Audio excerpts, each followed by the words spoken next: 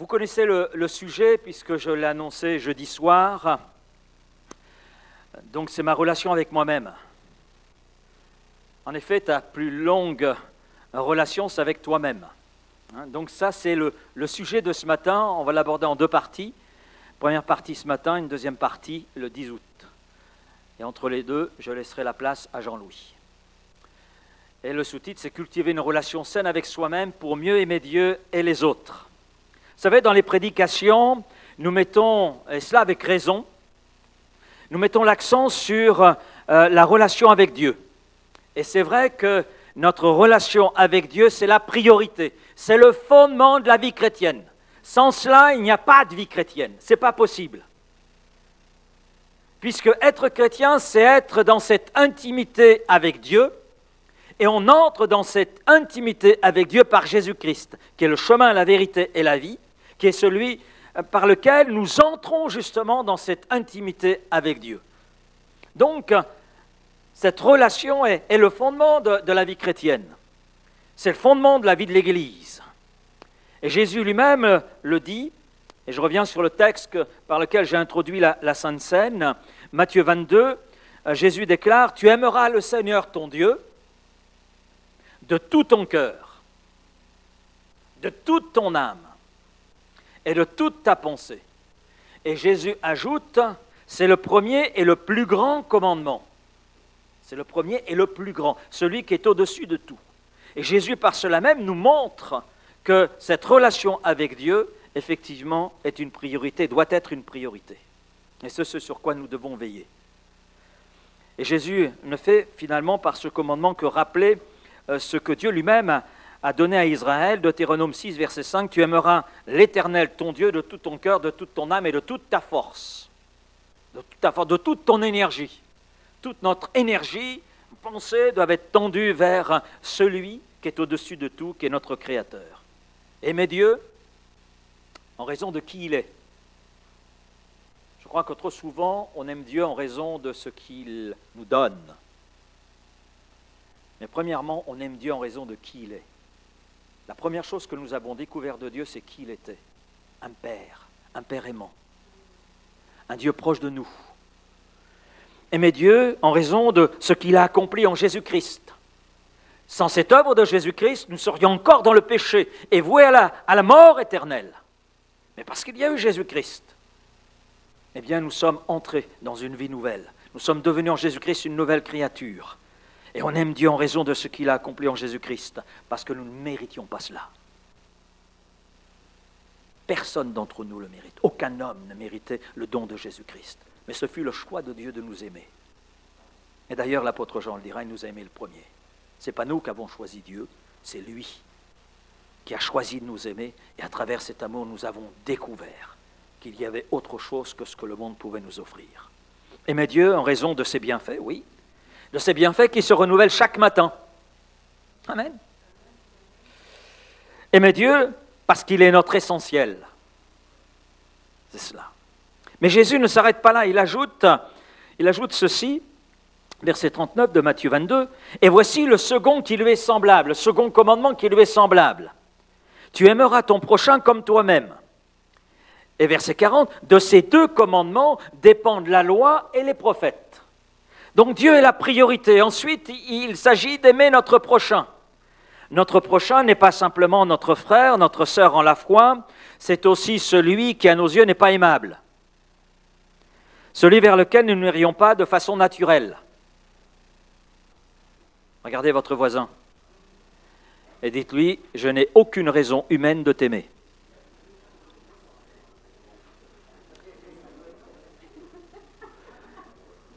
Mais je t'aime parce que Dieu m'aime et il t'aime. Et c'est très intéressant parce que Jésus dit dans le Sermon sur la montagne, Matthieu 5, verset 46, « Si vous aimez ceux qui vous aiment, mais quelle récompense méritez-vous? Les publicains aussi n'agissent-ils pas de même? Et si vous saluez seulement vos frères, que faites-vous d'extraordinaire? Les païens aussi n'agissent-ils pas de même? Soyez donc parfaits comme votre Père céleste est parfait. Je ne vous apprends rien en disant que aimer notre prochain comme Dieu le demande, c'est pas facile. C'est pas facile. Mais nous sommes rendus capables d'aimer notre prochain dans la mesure où nous sommes dans l'application du premier commandement que Jésus donne et qui est le plus grand, c'est-à-dire d'aimer Dieu. À partir de là, nous recevons la dose d'amour qui nous est là nécessaire pour aimer même celui vers lequel nous n'irions pas de façon naturelle. Mais c'est Dieu lui-même qui nous donne cette capacité d'aimer notre prochain, quel qu'il soit. Je reviens sur ce deuxième commandement. Tu aimeras ton prochain comme toi-même. Comme toi-même. Sur la même hauteur, sur la même profondeur, sur la même largeur. Et cette parole de Jésus met en évidence une vérité qui est la profonde. Il est impossible d'aimer correctement les autres si on ne s'aime pas nous-mêmes, si on ne s'aime pas soi-même. Cela ne parle pas d'un amour égoïste ou narcissique. Non, il s'agit d'avoir une relation saine avec soi-même. Avec soi-même. Alors, je commencerai avec une question. Vous pouvez vous la poser. Comment vas-tu avec ton toi-même? Posez-vous la question. Non? Comment va ta relation avec ton toi-même? La question peut sembler bizarre ce matin, hein? Ça peut surprendre. Mais la question est essentielle. Tu aimeras ton prochain comme toi-même. Donc je ne peux pas aimer mon prochain, mais je ne peux pas non plus respecter le premier commandement si je n'ai pas cette conscience que je dois m'aimer, tel que je suis. On est mal fichu, on trouve toujours quelque chose à redire. Vous n'avez pas remarqué ça? Je suis trop gros, je suis trop large, je suis trop petit, je voulais être blond, ben voilà, je suis brun. Je voulais avoir les yeux bleus, ben je les ai verts. Ben c'est écologique, c'est tout. Hein, voilà. Etc. On trouve toujours quelque chose à redire. Vous l'avez remarqué? Et ça, c'est la nature humaine, ce n'est pas simplement en France. Même si on est reconnu pour être des râleurs et on est les champions du monde dans ce domaine, mais on trouve toujours quelque chose à redire à ce que Dieu a fait. Dieu t'a voulu tout petit? Amen. Si tu avais été grand, tu te serais enorgueilli. Tu es grand? Amen. Amen. Il te veut grand, il ne te veut pas petit. Il a fait ainsi. Mais ce que Dieu fait est bon. Ce que Dieu fait est bon. Et nous allons parler ce matin de la relation la plus importante que nous ayons en dehors de cette relation avec Dieu, la relation avec nous-mêmes. Parce que ce n'est pas notre relation avec notre conjoint, notre ami le plus proche, notre collègue ou nos collègues, nos parents, nos enfants, notre voisin, notre conseiller bancaire ou notre petit ami, nos frères et sœurs. Non, non, non, non, non, non. La relation la plus importante que vous ayez en dehors de votre relation avec Dieu, c'est cette relation avec vous-même. Vous passez plus de temps avec vous-même qu'avec les autres. Vous êtes avec vous-même 24 heures sur 24. Vous l'avez remarqué? Même lorsque vous dormez, vous demeurez en relation avec vous-même. 24 heures sur 24, en relation avec nous-mêmes. Mais pourquoi notre relation avec nous-mêmes est si importante que cela? Si vous n'êtes pas dans une relation saine avec vous-même, il est peu probable que vous soyez dans une relation saine, premièrement avec Dieu, et deuxièmement avec quelqu'un d'autre.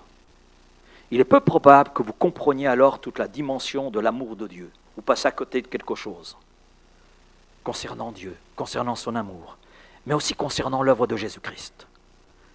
La façon dont votre prochain va expérimenter l'amour transformateur de Dieu est la façon dont vous l'aimez. Mais pour l'aimer d'un amour qui transforme, il faut s'aimer. Eh oui, tu aimeras ton prochain comme toi-même. Et puis, on est plus susceptible d'aimer les autres à partir du moment où on s'aime soi-même. Alors la première chose importante par rapport à cela, à comprendre, c'est la valeur que Dieu nous accorde. C'est à Dieu qu'on va regarder premièrement. Alors nous sommes, vous êtes, tu es, créés à l'image de Dieu. Vous ne l'avez pas remarqué? Regardez votre voisin, vous allez voir l'image de Dieu dans votre voisin. Si vous pouvez la voir en vous-même, vous allez la voir dans votre voisin. Eh oui, votre voisin est créature de Dieu comme tu l'es toi-même. Nous devons reconnaître que notre identité commence par notre création par Dieu. Nous ne sommes pas un accident. Amen. Nous ne sommes pas le fruit du hasard. Alléluia. Nous avons été voulus de façon intentionnelle. Dieu nous a façonnés. Le Dieu parfait nous a voulu. Le Dieu parfait nous a conçus. Le Dieu parfait nous a aimés, et cela de toute éternité. Amen. Et il est bon de se le rappeler. Dieu créa l'homme à son image. Nous sommes sa création. Et nous sommes précieux à ses yeux. Si nous n'étions pas précieux, il ne nous aurait pas créés. Vous ne seriez pas là et moi non plus. Mais il nous a voulu. Et il nous a voulu parce qu'il nous a aimés. Et il est bon de le réaliser. Et je dirais que ne pas s'aimer, c'est remettre en doute notre création par Dieu. Mais en te créant, Dieu n'a pas fait d'erreur. Dieu n'a pas fait d'erreur. Regarde-toi et dis-toi, je ne suis pas une erreur de Dieu. Bon, si tu peines à te le dire, ton voisin va te le dire. Ne pas s'aimer, c'est sous-estimer la valeur que nous avons aux yeux de notre Créateur. Et ce que Dieu fait est parfait. Et David, d'ailleurs, le reconnaissait. Le psaume 139, j'aime beaucoup ce psaume. Verset 13, « C'est toi qui as formé mes reins, qui m'as tissé dans le sein de ma mère. Je te loue de ce que je suis une créature si merveilleuse, parce que tes œuvres sont admirables et mon âme, mon moi, le reconnaît, et le reconnaît bien. » Alors on est conscient, David était-il parfait? Non, mais lequel d'entre nous est parfait ce matin? David était conscient de ses faiblesses, mais conscient qu'il était créature de Dieu, aimé de Dieu. Et il était secouru dans ses faiblesses. Quelqu'un a dit, quand tu connais ta valeur, tu n'as plus besoin de la prouver aux autres. Alors rappelons-nous chaque jour de notre identité en Christ. Je suis créé par Dieu, amen, aimé de Dieu, alléluia. Je suis précieux à ses yeux, alléluia et alléluia, amen. Et nos relations justes et saines avec soi-même commencent par recadrer notre place dans la création. Et peut-être que quelqu'un a besoin ce matin de se recadrer dans la création. Dieu m'a créé parce qu'il m'a désiré et je suis aimé de lui parce qu'il est mon créateur. Le deuxième point, nous sommes rachetés par le sang de Jésus. Si quelqu'un n'est pas racheté, n'a pas encore réalisé ce matin le don de Jésus-Christ pour sa vie, je t'invite à placer ta foi maintenant en Jésus-Christ, qui est ton Seigneur et Sauveur. Aujourd'hui est un jour de salut. Ne repousse pas à demain. Trop de gens repoussent à demain, mais le demain est déjà trop tard. Parce que le demain ne t'appartient pas. C'est pour ça que le Seigneur dit aujourd'hui. Aujourd'hui est un jour de salut. Et nous sommes rachetés par le sang de Jésus. 1 Pierre 1, 18, 19, je résume juste ces versets, vous pourrez les lire chez vous. Vous avez été rachetés. C'est une chose acquise. Amen. Par le sang précieux de Jésus. Donc notre valeur est si grande que Jésus a donné sa vie pour chacun d'entre nous. Il a donné sa vie pour toi, il a donné sa vie pour moi. Cela devrait transformer d'ailleurs la manière dont nous nous voyons. Réaliser que nous sommes créatures de Dieu, mais réaliser que nous sommes rachetés par Jésus-Christ, par le sang précieux de Christ. L'apôtre Pierre le précise, par le sang précieux, chose de précieux, quelque chose qui est incomparable, qui n'a pas de prix en réalité. On ne peut pas lui donner un prix, c'est au-delà. Nous sommes quelqu'un qui a de la valeur aux yeux de Dieu. Peu importe ce que vous ressentez, et peu importe ce que les autres pensent ou disent de vous. Jésus n'est pas mort pour une personne sans valeur. On est d'accord? Si nous étions sans valeur, Dieu n'aurait jamais envoyé son Fils. Hein? Oh, ils n'en valent vraiment pas la peine. Non? Mais devant le plan du Père, le Fils a dit, me voici, ô Dieu, pour accomplir ta volonté. Et j'accomplis ta volonté parce que ces pécheurs qui sont là sur cette terre que tu as créée, Père, et que nous avons créée ensemble, ont besoin de notre amour parce qu'ils ont de la valeur à nos yeux. Ce sont nos créatures. Donc Jésus n'est pas mort pour une personne sans valeur. Tu as tellement de prix à ses yeux qu'il a offert sa propre vie pour te racheter. Je ne sais pas si chacun d'entre nous, nous réalisons cela. Arrêtez de vous définir par rapport à vos échecs, par rapport à vos blessures. Je vais t'annoncer une nouvelle. Je ne suis pas devin. Je ne vois rien dans le mar de café, c'est trop noir.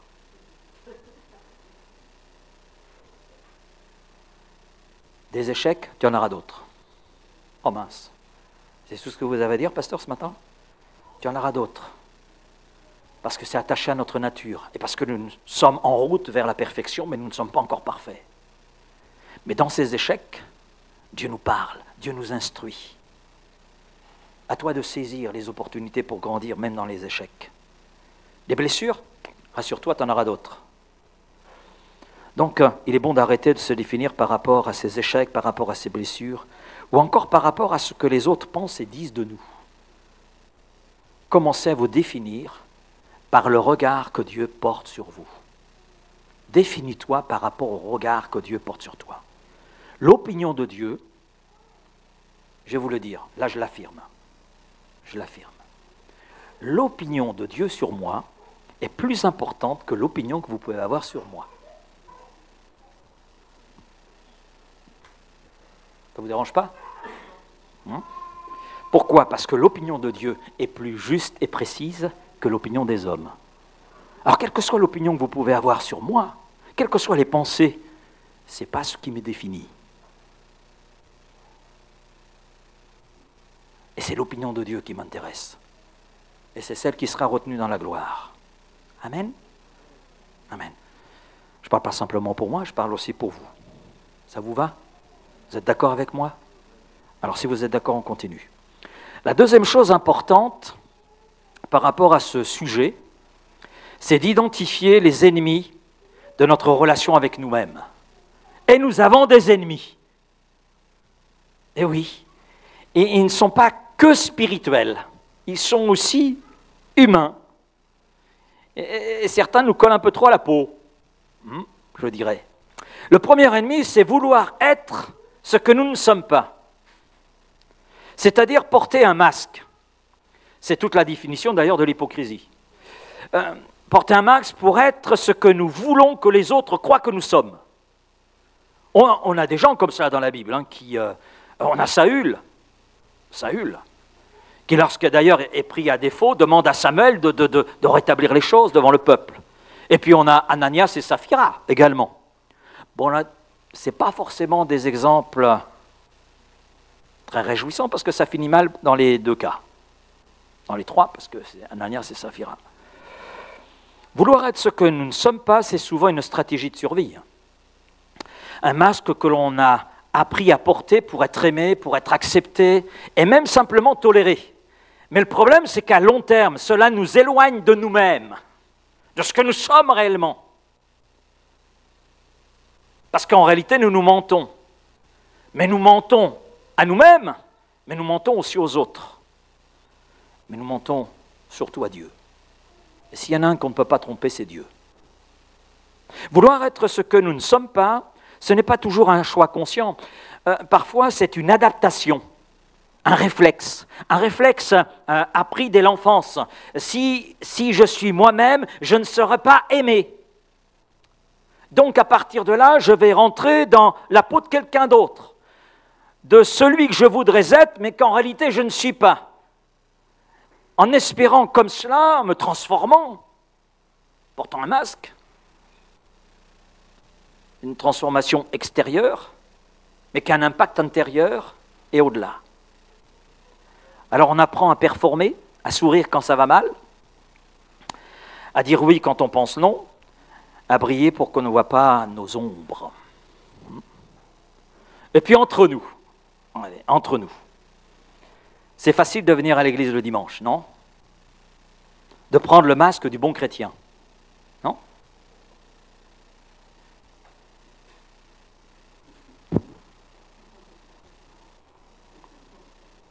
C'est facile. C'est facile. Facile de sourire, facile de chanter, de faire le petit bisou fraternel, de dire amen, de lever les mains, de montrer une foi impeccable. Mais quand la semaine commence, les masques tombent. Les masques tombent. Et parfois, lorsque le masque tombe, ça laisse apparaître une vie intérieure vide, en conflit, avec des luttes cachées, foi silencieuse, même fatiguée. Ce n'est pas un jugement, là. Je ne dis pas ça en tant que jugement. Mais c'est trop souvent une réalité humaine. On veut être aimé, accepté, vu comme solide, comme spirituel. Alors on joue le rôle. Et quelquefois on connaît trop bien la scène. Mais à un moment donné, le rideau tombe. Parce que Dieu ne cherche pas une performance. Non, il cherche la vérité, il cherche l'authenticité. Il préfère une foi fragile mais sincère à une façade parfaite. Il préfère un cœur brisé qui s'approche de lui plutôt qu'un masque qui veut le tromper. Et puis qui sommes-nous pour vouloir tromper Dieu? Un Dieu, celui qui sait tout, celui qui connaît tout, mais il est celui qui peut tout et transformer les choses dans notre vie. Psaume 51, verset 17, les sacrifices qui sont agréables à Dieu, c'est un esprit brisé. Si nous trompons les autres, de toute manière, il y a toujours un moment où Dieu, qu'il est impossible de tromper, amènera les choses à la lumière. Et nous avons des exemples bibliques. Celui de David, après son adultère avec une femme qui n'était pas la sienne. Nous pouvons ajouter, j'en ai parlé, ce triste témoignage d'Ananias et Saphira. Je dirais ceci, l'Église est le corps de Christ. Et l'Église, en tant que corps de Christ, Christ qui est la vérité, devrait être un lieu où l'on peut retirer le masque, amen, sans peur, sans honte, parce que l'Église, c'est un lieu de guérison, pas de pression, un lieu de vérité et pas de spectacle. Nous ne sommes pas là un spectacle. Nous sommes dans la présence du Dieu vivant. Nous sommes dans sa maison, nous constituons son corps. Ainsi, nous pouvons venir tels que nous sommes, au pied de Jésus, parce que c'est là que commence cette véritable transformation. Et ce matin, si tu portes un masque, retire-le. Mais je sais que retirer un masque, il faut beaucoup de courage. Mais rester enfermé derrière est bien plus douloureux. Alors ce matin, fais tomber les masques. Accepte de ne pas être parfait. De toute façon, on le sait déjà. Alors accepte de ne pas être parfait, afin que l'Esprit vienne à ton secours. Accepte d'être fragile et faible, afin que la grâce de notre Seigneur te secoure et te fortifie. Et qu'ainsi tu puisses entrer dans ce que Dieu veut pour ta vie. Trop de gens passent à côté de ce que Dieu veut pour leur vie parce qu'ils se cachent derrière un masque. Deux autres ennemis, la culpabilité et la honte. La honte et la culpabilité sont les deux plus grands ennemis dans notre relation avec nous-mêmes. La honte et la culpabilité peuvent profondément miner la relation que nous entretenons avec nous-mêmes. Et souvent, les choses se font silencieusement, avec persistance, mais ça nous détruit de l'intérieur, ça nous ronge. La honte, ça touche notre identité. C'est le sentiment que je suis mauvais, que quelque chose ne va pas fondamentalement en moi. La honte, elle attaque l'estime de soi. Elle peut conduire à toute une dissimulation, à l'isolement, au sentiment même d'être indigne de l'amour que Dieu a manifesté en Jésus-Christ. La culpabilité, elle concerne l'action. C'est le sentiment, j'ai fait quelque chose de mal. Et on le traîne, on vit avec, on le porte comme un sac à dos. Et plus on avance, plus c'est lourd. Alors c'est vrai que la culpabilité peut être saine, quand elle nous pousse à la repentance, et donc à être pardonné, donc libéré. Mais elle devient destructrice si elle tourne en boucle et si elle est liée à des attentes irréalistes ou à des traumatismes. Et ces deux émotions sont souvent trop présentes au sein du peuple de Dieu. Et ça devient alors des filtres à travers lesquels nous interprétons nos choix, nous interprétons nos échecs, nous interprétons nos réussites, et nous interprétons la parole de Dieu, nous interprétons l'amour de Dieu, nous interprétons l'amour de nos frères et sœurs. Mais que dit la Bible? Romains 8, 1. Et il n'y a maintenant plus de condamnation pour ceux qui sont à Christ. Vous pouvez le dire avec moi? Il n'y a donc maintenant aucune condamnation pour ceux qui sont en Christ. Ce qui veut dire que Jésus non seulement pardonne les péchés, mais nous autres, la honte et la culpabilité qui sont liées au péché, qui sont liées peut-être à nos traumatismes passés, à nos échecs, à ce que nous avons vécu hier. Le Seigneur est celui qui nous affranchit pour être libres de toutes ces choses. Si vous êtes en Christ, arrêtez de porter des fardeaux que Dieu a déjà portés en Jésus-Christ. Et si le fardeau demeure, confessez-le, recevez le pardon tout simplement. Et avancez en marchant dans la voie de la justice tracée par Dieu lui-même. Et puis le Saint-Esprit saura prendre les rênes de votre vie et vous conduire dans cet affranchissement total, dans cette liberté totale. Un troisième ennemi. Les pensées négatives. Ça vous arrive d'avoir des pensées négatives? Sur un frère, sur une sœur, sur vous-même, sur un voisin, sur une voisine. Proverbe 23, verset 7. Tel un homme pense en son cœur, tel il est. Quelque part, nos pensées façonnent notre réalité. Si vous pensez constamment que vous êtes nul, vous finirez par le croire et le faire croire aux autres. Mais ce n'est pas l'opinion des autres, c'est ton opinion qui te définit, mais c'est Dieu. Vous voulez une question à poser au Seigneur ce matin? Et à réfléchir pour cette semaine? Qui peut être une prière. C'est une question prière. Seigneur, quelle est ton opinion sur moi? Qu'est-ce que tu penses, toi? Non pas ce que je pense, moi, sur moi, mais toi, qu'est-ce que tu penses? Alors peut-être que ce matin, tu te dis, je ne vaux rien. Je ne vaux rien. Justement, Dieu a une réponse. Dieu te dit, tu as du prix à mes yeux, tu as de la valeur et je t'aime. Ésaïe 43, verset 4. Oh mince, tu as une réponse. Oui. Alors tu te dis peut-être, je ne suis pas capable. Traduit différemment, je suis incapable. Je suis un incapable, je suis une incapable. Ah tiens, Dieu te dit, ma grâce te suffit car ma puissance s'accomplit dans la faiblesse. 2 Corinthiens 12, verset 9. Oh mince, il y a encore une réponse. Oui. Tu dis, je suis un échec.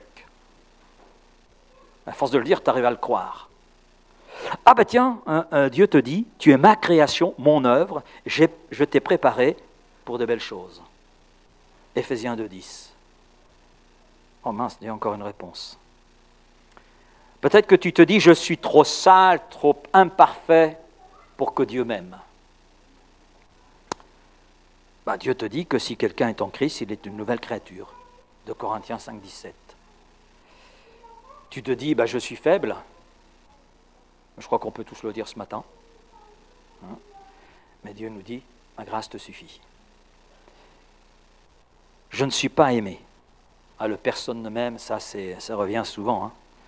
Eh bien, Dieu te dit, dans Jérémie 31, 3, je t'ai aimé d'un amour éternel. Et puis, comme c'est peut-être pas suffisant, peut-être pour quelqu'un ce matin, alors Dieu ajoute, voici la preuve de mon amour. Alors que tu étais encore pécheur, Christ est mort pour toi. Romains 5, 8. Finalement, on s'aperçoit que pour toutes les considérations que l'on peut avoir sur nous-mêmes, de toute façon, il y a une réponse de la part de Dieu. Si on est honnête avec nous-mêmes, par rapport à ce que l'on pense de nous-mêmes, si on présente les choses devant Dieu, je vous rassure, Dieu a une réponse.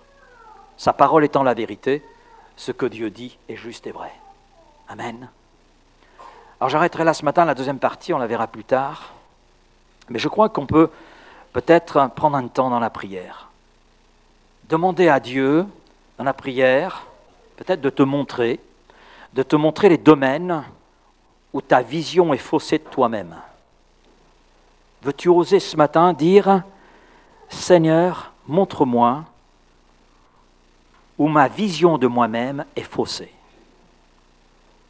Et je crois que le Saint-Esprit est capable de conduire à cette transparence. Parce que Dieu est capable aussi, et c'est ce qu'il veut, de faire entrer dans une nouvelle saison, celle de la guérison intérieure et de l'amour de soi selon Dieu. Pas selon les opinions des autres, pas selon ton opinion, mais selon son opinion à lui. Amen. Alors on est là dans le recueillement ce matin. Et on pose la question, Seigneur. Seigneur, dans quel domaine dans ma vie, dans quel domaine de ma vie, ma vision de moi-même est faussée? Oui. Peut-être que tu es concerné aussi par un des ennemis cités.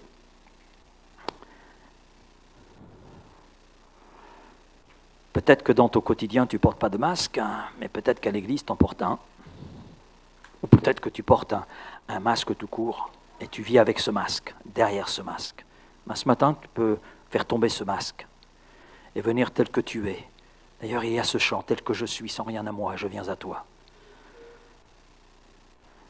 Et là, le Seigneur te reçoit pour te transformer, parce que lui peut te transformer. Il ne veut pas que nous portions des masques, parce que ça conduit dans la douleur.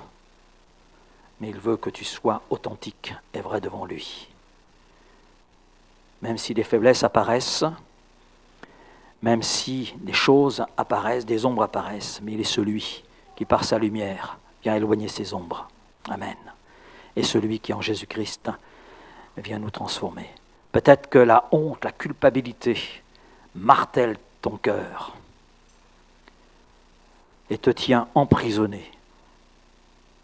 Emprisonné.